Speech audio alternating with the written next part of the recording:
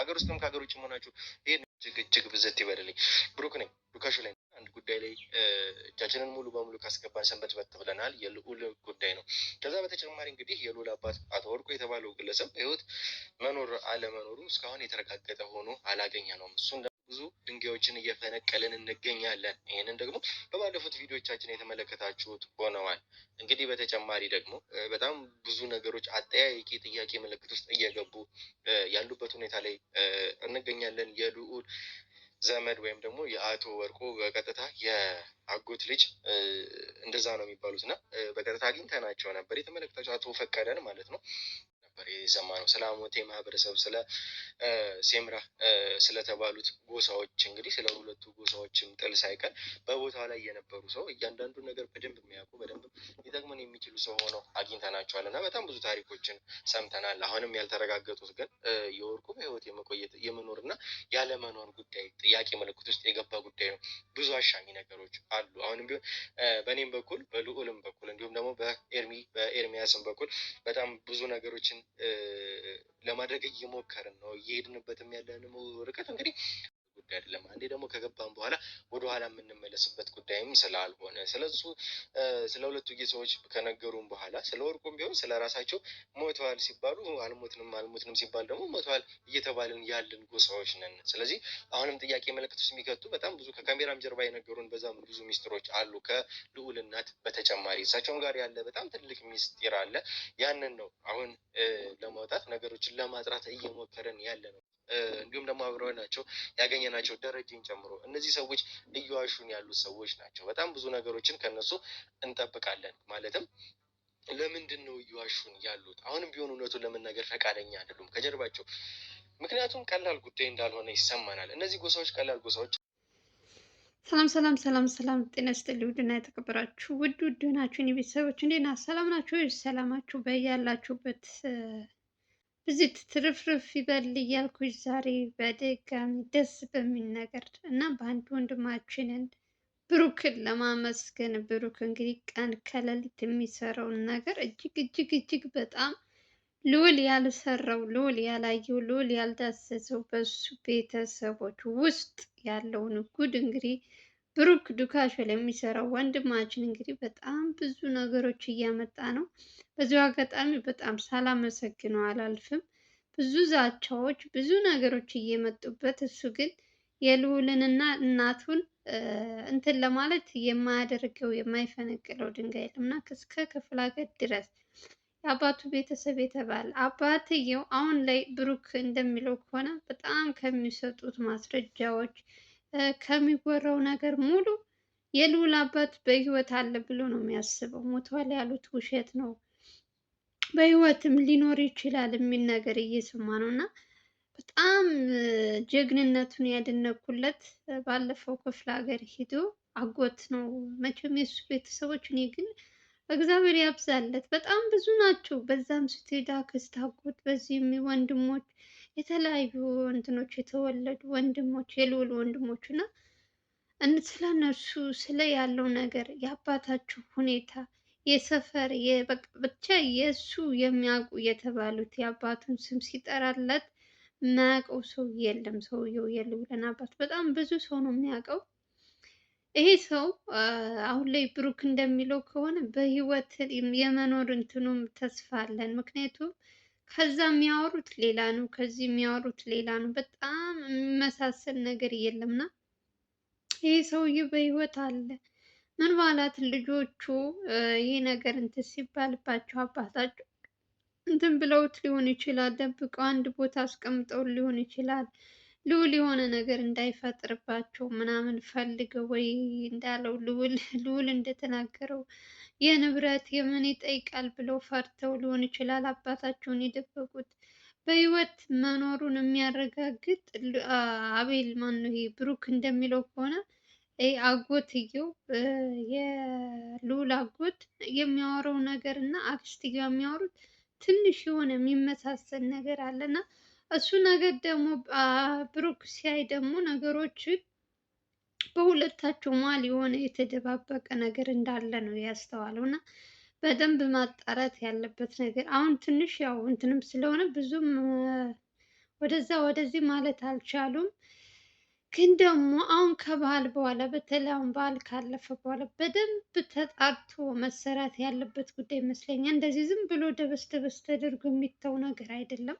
ልጆቹ የማነው ስሙ የልዑል ወንድሞች በጣም ከሚባለው በላይ አደገኛ ናቸው። በጣም የሚሰሩት ስራ ስለ አባታቸው የሚወራባቸውን ነገር ለመደባበቅ የሆነ እንትን ለማስመሰል ምናምን በጣም ብዙ ነገሮች እያደረጉ ነው ያሉት። በዛም ልክ ደግሞ አጎት አክስት የተባሉትም እነሱም እንደዚያው ልጆቹ የሚሏቸውን ነው የሚያደርጉት። እና ይህ ሰውዬ ምን ማለት በህይወት ሊኖርም ይችላል? ለምንስ ሊደብቁት እንደቻሉ አባታቸው በዚህ ልክ ለምንድን ነው እንዲወራለት የማይፈልጉ? ስለሱ የሚያወራውን ሰው ማስፈራራት፣ አካባቢ የጎረቤት ሰው ስለ አባታቸው እንዳያወሩ ማስጠንቀቅ፣ እየዞሩ የሆነ ሰው መጥቶ ቢጠይቃችሁ እንደዚህ እንዳትሉ እያሉ ብዙ ነገሮች ብቻ እየደረሰበት ነው ብሩክ።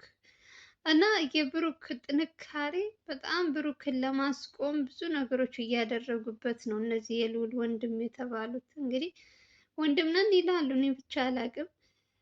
ብዙ ዛቻዎች፣ ብዙ ነገሮች በስልኩም በእንትኑም ስራ ቦታው ልክ ጠብቀው ምናምን ብዙ ነገሮች እየመጡብኝ ነው አለ። ግን ደግሞ ይሄ እውነት ይሄ እስከ መጨረሻው ድረስ በደንብ መታየት ያለበት ነገር ነው። እንደዚህ ለምንድን ነው በዚህ ልክ ሰውን እንትን ለማለት የፈለጉት? አባታቸውን ለምንድን ነው እንትን ያሉት የሚለው ነገር ትንሽ ብሩክ ጥያቄ ስለሆነበት እነሱ እልህ ውስጥ ነው ያስገቡት። እንደውም ስራውን በደንብ እንዲሰራ ነው ያደረጉት።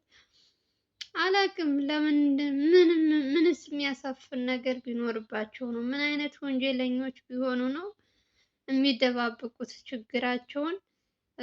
በእነሱ አልተጀመረም። እናት አባት መለያየት ሁሉም ጋር ነው ያለ ነገር ነው። ስለዚህ እነሱ ደግሞ ይህ ነገር ሚዲያ ላይ እንዲወጣባቸው የማይፈልጉት ምክንያት ምን ቢኖራቸው ነው የሚለውን ደግሞ ልዑልም እንግዲህ ተነስቶባቸዋል። አሁን ላይ እያያቸው ወንድም ነን ምንድን ነን የሚሉት ከአክስትየዋ ጀምሮ ማለት ነው። የሚወራው ነገር ትንሽ አጠራጣሪ ነገር ስላለ የልዑል አባትን በህይወት ሊኖር ይችላል። እንግዲህ እስኪ ቸር ነገር ያሰማን፣ መጨረሻውን እግዚአብሔር ያሳምረው። እኔ የምፈልገው ልዑል ምንም ነገር እንዳያደርጉት በቃ፣ ሌላው ችግር የለውም። እናቱና እሱን እናቱም ይሄን ነገር ያመጣሽ አንቺ ነሽ እያሉ ሌላ ችግር እንዳይፈጥሩባት ለእሷ ነው ማስብላት። ብሩክ ጎበዝ ነው። ብሩክ ከነገራችን ላይ እንደዚህ እንደ ስታዩት እንደ ልጅነቱ ምናምን አይደለም። የሚሰራቸው ስራዎች በጣም የትልቅ ሰው እንትን ሆና ደግሞ እንደዚህ ነገር ስትሰሩ በደንብ ማስተዋል፣ በደንብ ችግሮችን በደንብ ማጣራት አለባችሁ። ዝም ብሎ ሂዶ የሚገባበት ነገር አይደለም። እሱ ደግሞ እንግዲህ እንደምታዩት ለልዑል ሳይናገር ምናምን ነው ክፍለ ሀገርም እየሄደ የእሱ ቤተሰቦች የተባሉትን እያጣራ ያለው መሆንም ያለበት ነገር ስለሆነ እነሱ ለምን በዚህ ልክ ራሳቸውን መደበቅ ራሳቸውን እንዲወራላቸው እንዳልፈለጉ ስለማወቅ ስለሚፈልግ ይመስለኛል። ስለዚህ ልዑል ደግሞ ይሄ ነገር እየቆየ ወዴት እንደሚያመራ ስለሚያውቅ ችግሩን እናቱ ጋር ያለውን ነገር እናቱ አሁን ትታለች። ከነገራችን ላይ እንደ በፊቱ እንደዚህ አድርግ አታድርግ አቁም ይሄንን አታድርግ ምናምን አትልም። እሷም ሙሉ በሙሉ ትኩረቷ ሴቷ ልጅ ላይ ነው። ሴቷ ልጅ ከነ ኤልሳ ምናምን ኤፍሬም ጋር እንዳትገናኝ፣ ህይወቷን እንዳያበላሹባት፣ ትምህርቷን እንድትማር ልጇን ብቻ ነው የምትከታተለው እንጂ አሁን ላይ እነዚያ ሰዎችም የልዑል ወንድሞችም እንደ በፊቱ አይመስሉኝም። አሁን ትተዋል እንደዚህ እየመጡ እናትየው ማስጨነቅ ምናምን። ምክንያቱም እናትየዋም የምትለው ነገር ስለሚሰማ ልዑል በተደጋጋሚ እንዲያቆም ጠይቀው ነበረ። ልዑል ደግሞ እምቢ አለ። ስለዚህ የእሷ ጥፋት እንዳልሆነ ስላወቁ እሷን ከነገሮች ሁሉ አውጥተዋታል ማለት ነው። ስለዚህ ይሄ ራሱ ትልቅ ነገር ነው። ሰው ብሩክ ግን በጣም ከገረመኝ ነገር ልዑልን እንኳን የሚሄድበትን ነገር አይነግረውም። አሁን ባለፈው ይሄ ክፍለ ሀገር ሂዶ ያመጣው መረጃ ልዑል እንደውም አልሰማውም ነበረ። ከዛ እንትን ላይ እንትን ከተባለ በኋላ ነው ልዑል የሚያየው እና በጣም ለራሱ የሚሰራቸውን ስራዎች ነገሮች እንዴት አድርጎ ማስሄድ እንዳለበት በጣም ነገሩ ከነ ልዑል ዘላለም ጋር የዋለ ሰው ጥበብ ታስተምረዋለች። የእውነት እንዴት አድርገው እንደሚያመጧቸው ሰዎቹ ከየት ከየት እንደሚያወጧቸው ራሱ ይገርመኛል። ይህ ሰውዬ ደግሞ አርሶ አደሩ ደግሞ በጣም ስለ ልዑል አባት በደንብ የሚያውቅ ነው። ትንሽ የፍራቻ ነገር አለበት። የሚያውቀውን እውነቱን ለመናገር መጥተው እንደዚህ እንዳይረብሹኝ ምናምን ብሎ በቃ እያወቀም እንትን እንዳላለ እየተናገረ ነው። ግን ደግሞ እውነቱ ደግሞ ከሱ ካለ እነሱ ደግሞ እንደዚህ ነገሮች ከተናገሩ በኋላ ለሰዎች ጥበቃ ምናምን ያደርግላቸዋል፣ መጥተው የሆነ ችግር እንዳይፈጥሩባቸው። ስለዚህ ምንም ያሳስባቸው ነገር የለም። እውነት ካለ እውነትን መናገር ነው። እግዚአብሔር እውነት እንደተባለው የልዑል አባት በህይወት ቢኖር በጣም ነው እንትን የሚለኝ ደስ የሚለኝ። ልዑልም ይሄ ሁሉ ልፋቱ ድካሙ እናቱም ጥያቄያቸው ቢመለስለት የልዑል አሪፍ ነበር። ወንድሞቹ ለምን በዚህ ልክ እንደጠሉት፣ ቤተሰቦች ልዑልን ለምን ለማቅረብ እንደማይፈልጉ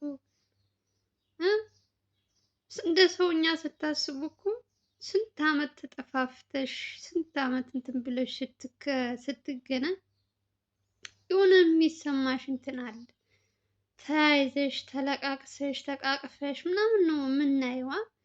የእነሱ ደግሞ በሩቅ በሩቅ ፍልጎ በስንት መከራ አውቋቸው ገና እራሳቸው ናቸው። እንዲሁም ነገሩ ሲጀመር ካያችሁ ከክፍለ ሀገር የመጣን ብለው አሳደው ልዑልን የመጡት እነዚህ ሰዎች ራሳቸው ከመጡ ጀምሮ ከዛ ደግሞ ነገሩን ራሳቸው አስጀምረው ልዑል ያላየው ልዑል ያልሰማው ነገር ተናግረው አሁን ደግሞ ነገሩ እንዲቆምላቸው መጠየቅ ይሄ የሆነ የደበቁት ነገር ቢኖር ነው። ስለዚህ ነገሩን የባሰ እያባባሱ ልዑልን እንደ ሌላ እንትን አይደለም ለራሱ ጉዳይ ለስንት ሰውም የቆመ ጀግና ነው። ልዑል አላወቁትም። አብዛኞቹ ልዑል አባቱን መፈለጉ ምናምን ገንዘብ ፈልጎ እንደዚህ እንደዚህ ምናምን ባለፈው አይታችኋላ። አክስት የተባለችው ቤት ስታቀርብለት የፈለግከውን ከአባትህ አንድ ቤት ውሰድ እንትን የሚሉ ቤቶች አሉ፣ እዛም መውሰድ ትችላለህ፣ መሬትም ክፍለ ሀገር አለው፣ እዛም ከፈለክ እንደዚህ ማለት ብቻ ብዙ ነገሮች ምርጫ እያቀረበችለት ነበር አክስትየዋ። ይህን ነገር ብቻ አቁም፣ ይሄ ሚዲያ ላይ መውጣት የለበትም፣ የቤታችን ነገር በውስጥ መጨረስ ነው ያለብን ምናምን። ይሄ ደግሞ የሆነ ወንጀል ባይኖርባት ምንም ችግር የለውም። ሚዲያ ላይ ወጣ አልወጣ ንጽህና ንጹህ ከሆነች ያወጣታል። የሆነ ወንጀል የምትሰራ ደግሞ ከሆነ ነገ ጠዋት ልዑል ለምንም እንትን የሚል ሰው አይደለም። ለምን እናቴ አትሆንም ብሏል። የሆነ ወንጀል ካየባት ወስዶ ነው የሚያሳስራት። ስለዚህ ነገሩ እየሄደ መጨረሻው ሲጣራ እናያለን። ብቻ እስከዛ ድረስ እግዚአብሔር ይጠብቀው። ልዑልም ሆነ ብሩክ ግን እንድታመሰግኑት ነው የምፈልገው። የእውነት የሚሰራቸው ስራዎች እጅግ በጣም እናንተ አይታችሁ ራሱ ለመፍረድ ራሱ የሚከብዳችሁ፣ የሚያጠይቃችሁ የሚያመጣችሁ ከየት ከየት ሄዶ እንደሚያመጣው መረጃው ራሱ በጣም ነው የሚገርማችሁ። ከጀርባም የሚያግዟቸው ሰዎች አሉ። በእርግጥ ግን በጣም ጎበዝ። በቃ መሆን ያለበት እንደዚህ ነው። ለሰው ልጅ መወለድ ቋንቋ ነው። ልዑል ከነገራችን ላይ ከራሱ ቤተሰብ ከራሱ እንትን ባዳዎች በጣም ያግዙታል። በጣም ከሱ ጋር እኩል ሆነው ነገሩን ሙሉ ከተጀመረበት ቀናት ጀምሮ በተለይ ብሩክ እነ ዘላለምም ከጀርባ አሉ። እነ ቴዲም ማነው ስሙ ሚኪም አለ። ሚኪ ከነገራችን ላይ ከጀርባ በጣም ብዙ ነገር ይሰራል። ፊት ለፊት ለምን መምጣት ከእስር ቤት ከወጣ ጀምሮ አይታችሁ ከሆነ ፊት ለፊት ለመምጣት በጣም ተለምኖ ምናምን ነው ለምን እንደሆነ አላውቅም። ከእስር ቤት ተፈታ። ባለፈው ታስሮ አልነበረም በአበበ ምክንያት እና ከዛ ቀን ጀምሮ ብዙም ራሱን አርቋል። ግን ደግሞ ከጀርባ ደግሞ መረጃዎች ምናምን አንዳንድ ነገር ያግዛል። ተመልሶ ወደ ራሱ ስራ ቢገባ አሪፍ ነው። ኦልሬዲ ያበበ ነገር ያበቃ ነገር ስለሆነ እና መጨረሻውን እግዚአብሔር ያሳምርልን። አሁንም በዓልም እየመጣ ነው እንግዲህ ፋሲካ ነው። እግዚአብሔር ይመስገን። ቢያንስ በዓልን እንኳን ተደስተው ቢውሉ አሪፍ ነው። ልውልም ምንም ሀሳብ ምንም እንትን ሳይኖርባቸው ከምንም በላይ ለበዓል ፏዘና ብለሽ መዋል ራሱ ትልቅ ነገር ነው እና እግዚአብሔር ይጠብቃቸው ወንድሞቻችን ከክፉ ነገር ሁሉ መጨረሻውን እግዚአብሔር ያሳምርልን። ነገ ደግሞ ምን እንደምንሰማ አናውቅም። በየጊዜው የቤታቸው ነገር በጣም ብዙ ነገሮች ለትንሽ ተጀምሮ የሚመጣው መረጃዎች የምንሰማቸው ነገሮች ለእንትን ራሱ የሚቀፍ ነገር ነው። ስለዚህ ብሩክ እንደሚለው ከሆነ አባቱም በህይወት ሊኖር ይችላል፣ የደበቁት አንድ ነገር አለ እያለ ነው። እንግዲህ እሱን እስከ መጨረሻው ድረስ ተፋልሞም ቢሆን አባቱ እውነት ሙቷል አለ የሚለውን እሱንም በደንብ አድርገው እንትን ብለው የምናየው ይሆናል። ብቻ ልዑል እስከዛ ድረስ ከጀርባ እየመጡ ሌላ ችግር እንዳይፈጥሩበት ራሱ መጠንቀቅ አለበት። ስልክ ሲደወል አብዛኛው ስልክ እነሱ ጋር ታውቃላችሁ፣ በእንትናቸው ገብታችሁ ስታዩ ስልካቸው እዛ ስላለ ያው የሆነ መረጃ ምናምን ብለው ስለሚሰጡ ስልክ ቁጥራቸውን ያገኘ ሰው የሆነ እንደዚህ ሲላቸው ተነስቶ የሚሄድ ከሆነ ደግሞ ችግር ነው የሚፈጥርበት። ያው እንግዲህ ልዑል ራሱ ያውቃል። በደንብ መጠንቀቅ አለባቸው። እውነት ሁልጊዜም እውነት ከነሱ ጋር ናት። እግዚአብሔር ነው ብላችሁ እውነትን ይዛችሁ የምትሄዱበት ከሆነ በየትኛውም እንትን እውነት ሁልጊዜም ታሸንፋለች። ልዑል አሁን የአባቱ በምን አይነት ሁኔታ እንዳለ በውሸት እንትን እያሉ ሞቷል አለ እያሉ ልጁን እያወዛገቡ ስለሆነ ይሄ ነገር ደግሞ በደንብ እየተጣራ መጨረሻውን እናየዋለን። እስከዛ ድረስ ግን እንደ ተመልካች እኛ ደግሞ አስተያየታችን እንሰጣለን። ብሩክም ማናቸውም የሚያግዙትንም እናመሰግናለን። ለማንኛውም ዛሬ ብሩክን እንድታመሰግኑልኝ ነው የምፈልገው። ስለ አባቱ የሆነ መረጃዎች አምጥቷል። እሱንም በትንሹ አሳያችኋለሁ። በተረፈ መልካም በዓል ይሁንላችሁ። መልካሙን ሁሉ እመኝላችኋለሁ። በሰው ሀገር ያላችሁ ለሀገራችን አውቅቶን በዓልን ከቤተሰብ ሰብሰብ ብለን እንድናከብር ፈጣሪ ይፍቀድልን። ሀገራችን ሰላም ያደርግልን እያልኩኝ ባላችሁበት ሰላማችሁ ይብዛልኝ። የምወዳችሁ ላይክ ሼር ለምታደርጉልኝ እህት ወንድሞች ከልብ ነው የማመሰግናችሁ። አሁንም አብሮነታችሁ አይለኝ። ባላችሁበት ሰላማችሁ ይብዛልኝ። ባይ